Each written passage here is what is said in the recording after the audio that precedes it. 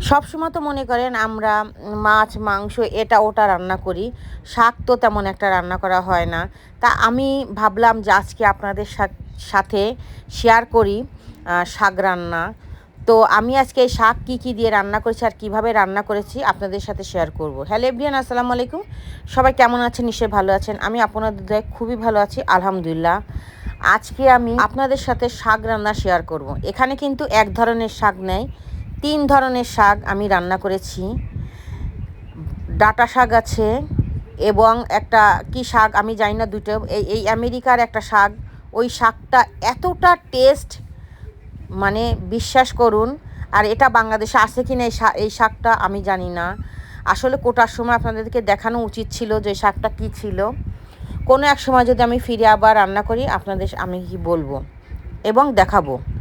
তো আজকে আমি এই শাক রান্না করার জন্য এখানে নিয়েছি চিংড়ি মাছ, পেঁয়াজ, কাঁচামরিচ, হলুদ, লবণ আর রসুন নিয়েছি।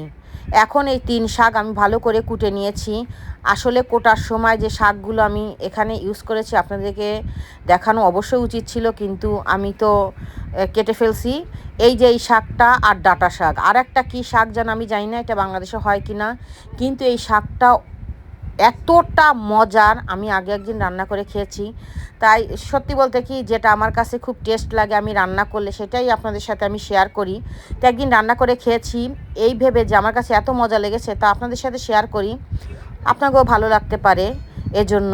তো এখন শাকগুলো দিয়ে আমি কিন্তু 5 মিনিটের মধ্যে রেখে দিয়েছিলাম। শাকগুলো কিন্তু অনেক ছিল, দেখুন টেনে অল্প একটু হয়ে গেছে। এখন আমি এটাকে ভালো করে ভেজে নিব। তার এই ঢাকনি দিয়ে এটাকে আমি 10 মিনিট ভেজে নিব, যতক্ষণ পর্যন্ত এটার পানি টেনে না যায়। তা দেখুন আমি কিন্তু আবারও ফিরে এসেছি। একটু নেড়ে কিন্তু বারবার নেড়ে দিতে হবে যাতে পুড়ে না যায়, তলায় লেগে না যায়।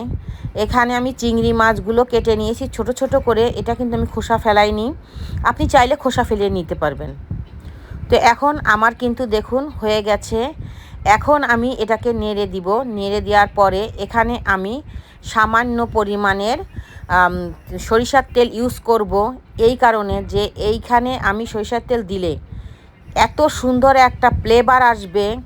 আর এটা 2 মিনিট আমি চুলো পরে রেখে দিব সরিষার তেল দেওয়ার পরে। যখন আপনি গরম ভাতের সাথে খাবেন, এর ঘ্রাণটা আর টেস্টটা অসাধারণ। এক কথায় আপনি একদিন দিয়ে করে দেখেন যে এটা আমি ভুল বলেছে কি না। খুবই মজাদার এই শাকটা, আর এই তেলটা দেওয়ার পরে যে এর টেস্টটা যে কত সুন্দর আসে সেটা ট্রাই করলে আপনি বুঝতে পারবেন। তা আমি কিন্তু জানি না আপনাদের কাছে আমার এই ভিডিওগুলো কেমন লাগে। যদি ভালো লেগে থাকে তো ফ্যামিলির কাছে শেয়ার করবেন, লাইক করবেন, কমেন্ট করবেন কেমন হয়েছে আমার রান্না। তা আমি একটা বাটিতে কিন্তু পরিবেশন করতেছি। যাই হোক, আমার একটা ফেসবুক পেজ আছে, আপনারা সেখানে ফলো করবেন। তা আজকে এই পর্যন্ত। সবাই ভালো থাকবেন, সুস্থ থাকবেন। আসসালামু আলাইকুম।